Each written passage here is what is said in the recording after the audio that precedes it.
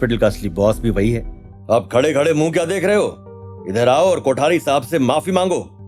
नक्श, जाओ और कोठारी सर को सॉरी कहो। डॉक्टर सुजाता, आप परेशान मत होइए।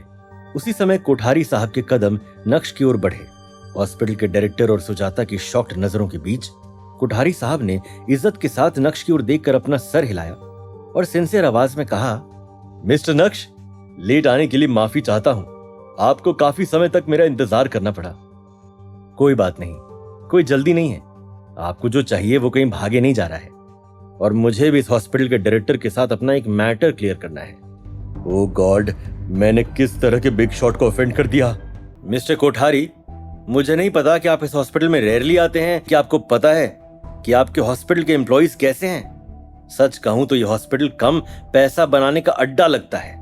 जब तक पेशेंट से पैसा ना निकले तब तक पेशेंट को कॉरिडोर में रखा जाता है। यह है आपके सफेद कोट पहने आदमी की असलियत। दिवाकर घोष, तू तो वाकई में कमीना निकला। कमल ने घोष बाबू पर वार किया और इसी के साथ घोष बाबू जमीन पर धाराशायी हो गए। इससे पहले कि घोष बाबू जमीन से उठते, कमल ने उनकी छाती पर पैर रखते हुए कहा, मैंने तो तुझे कभी भी मनी माइंडेड होने के लिए नहीं कहा, बल्कि हमेशा से तुझसे कहा कि हॉस्पिटल के पेशेंट्स का ध्यान रखा कर।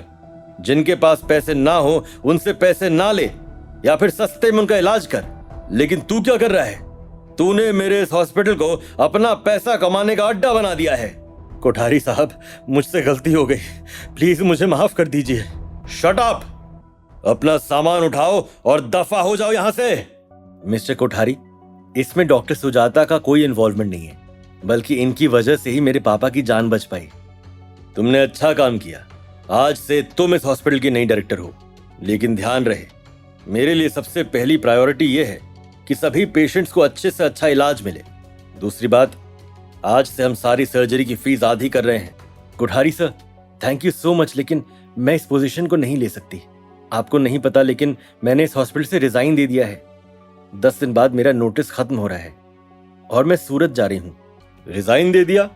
लेकिन क्यों? क्या यह हॉस्पिटल अच्छा नहीं है?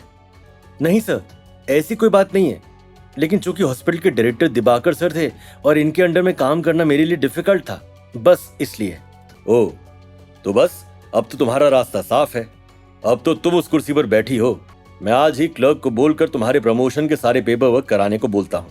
तुम्हें कहीं भी जाने की जरूरत नहीं है। डॉक्टर सुजाता के लिए अरेंजमेंट्स करने के बाद कमल ने मुड़कर नक्श की ओर देखा। उसी समय जानकी की आंख खुली।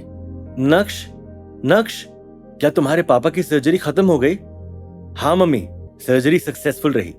पापा को ऑब्जर्वेशन में रखा गया है, वो आराम कर रहे हैं। चलो उनके पास चलते हैं। मिस्टर नक्श, आपको पता है ना कि हमारे बीच में एक डील हुई है। मेरे आदमी आपकी मॉम को वार्ड तक ले जाएंगे। नक्श, अगर तुम्हें कुछ काम है तो तुम करो बेटा, मैं खुद ही तुम्हारे पापा के वार्ड में चली जाऊंगी। जानकी ने नक्श के कंधे पर हाथ रखा और उसे थपथपाते हुए डायरेक्टर के ऑफिस से बाहर निकल गई। कमल ने अपने बॉडीगार्ड्स की ओर देखा जो उसके साथ आए थे। बेवकूफों, खड़े खड़े क्या देख रहे हो? मैडम को वार्ड तक ले जाओ और मैडम को किसी भी चीज की जरूरत पड़े तो उसे पूरी करने की जिम्मेदारी तुम्हारी है।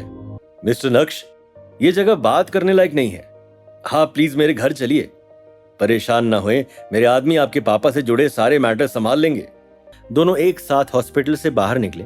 कमल पर्सनली ड्राइव करते हुए नक्श को मुंबई शहर में अपने सबसे लग्जूरियस विला में लेकर गया। कमल ने नक्श को बैठने के लिए कहा और जल्दी से नक्श के लिए एक ड्रिंक बनाई। नक्श ने भी मुस्कुराते हुए अपनी जेब से एक पैकेट बाहर निकाला। मिस्टर कोठारी, अब क्या उस पिल को ऐसे ही देखते रहेंगे या फिर लेंगे भी? लीजिए उसे, देखें तो सही कि आपके शरीर में क्या असर होता है।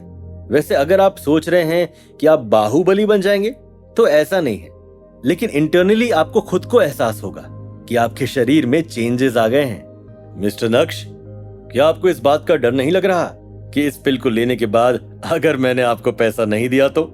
कैसी बात कर रहे हैं कोठारी साहब? क्या आपको लगता है कि मुझे डर लग रहा है कि आप कहीं भाग जाएंगे? चलिए जल्दी से इस पिल को ट्राई कीजिए।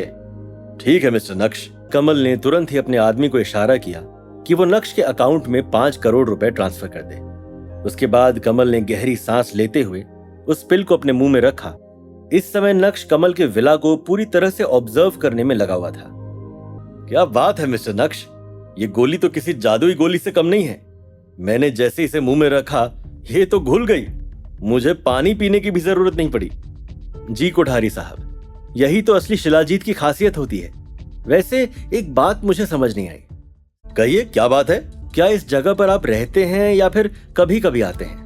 दरअसल इस जगह को मैंने अपना पर्सनल विला बनाने का सोचा था, लेकिन बाद में मैंने इसे अपने बिजनेस का अड्डा बना दिया।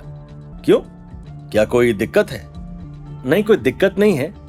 वैसे आपने अपना माइंड इसलिए बदल दिया क्योंकि आपके कुछ ऐसे दोस्त होंगे जो वास्तुशास्त्र जानते होंगे। हाँ, उन्होंने बताया कि ये एक अच्छी जगह है।